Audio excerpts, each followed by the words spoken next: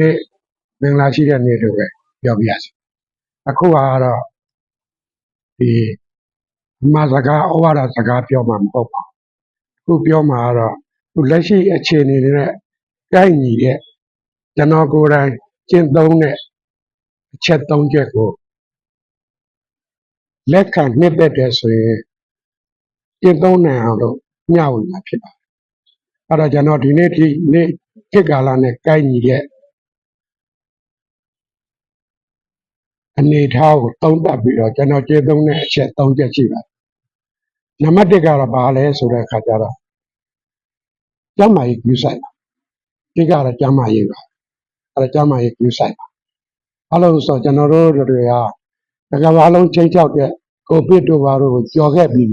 အခုဒီရောက်လာတဲ့ဆိုတော့ဒီလိုတကဘာလုံးချင်းချောက်တဲ့ကိုဗစ်တို့ဘာတို့ကြော်ပြီးရောက်လာတဲ့အတွက်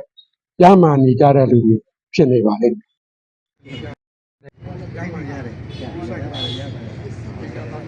ပြောချင်တာပါနံပါတ်1ပါနံပါတ်2ကတော့ဘေးအန္တရာယ်ကင်းအောင်နေပါအဲ့တော့ဒီကာလမှာဘေးအန္တရာယ်ကင်းအောင်နေဖို့ဆိုတာအင်မတန်အရေးကြီးပါတယ်တချို့ဖုန်းလေးမှာအသေးလေးတစ်ချက်ပြီးုံနဲ့ဒုက္ခရောက်တော့တဲ့လူတွေဒီနေ့ဒီကာလမှာအလုံးသိနေကြတာအဲ့တော့အဲ့လိုဒီဖုန်းလေးတစ်ချက်နဲ့ပြီးဒုက္ခရောက်တဲ့အလုံးမျိုးမလုပ်ပြအောင်ဘေးအနေနဲ့ပြေးအောင်နေပါ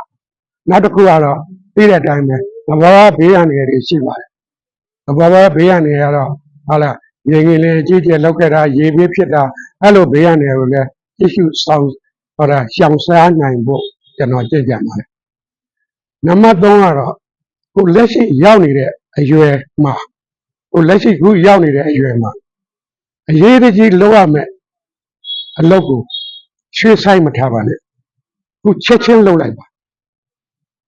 အဲ့လိုရွှေ့ဆိုင်လုပ်နေလို့ရှိရင်မလုပ်ဖြစ်ပဲနဲ့ကိုအရေးကြီးလောက်ရမယ်လုပ်တွေကြံနေတတ်ပါတယ်အဲ့ဒါကြောင့်မို့လို့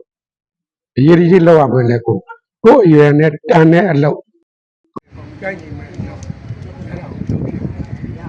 ကျွန်တော်ကခုလောလောဆယ်အဲ့ချက်3ချက်နဲ့နေပါအဲ့လိုဆိုဒီနေ့ဒီချိန်ဒီကာလကိုက်ညီတဲ့ဒီဘယ်လိုကြင်ကြံနေခံစဉ်းစားကြင်ကြံနေတယ်အားလုံးဘောကြကြောက်ကျဲလို့ဆိုရင်အဲ့လိုကြင်ကြံမိုက်ကြောက်တိုင်းရပါလို့တိုက်တွန်းလို့ဆိုရင်ဒီနေ့